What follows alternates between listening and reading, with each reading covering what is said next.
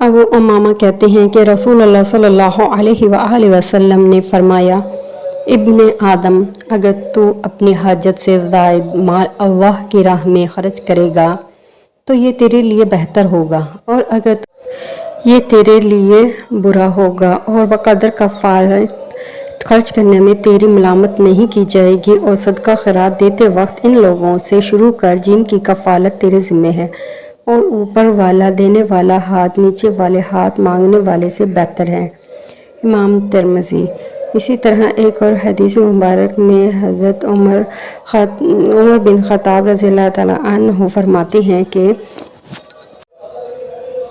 رسول اللہ صلی اللہ علیہ وآلہ وسلم نے فرمایا، اگر تم لوگ اللہ پر توکل بھروسہ کرو جیسا کہ اس پر توکل بھروسہ کرنے کا حق ہے، تو تمہیں اسی طرح رزق ملے گا جیسا کہ پرندوں کو ملتا ہے۔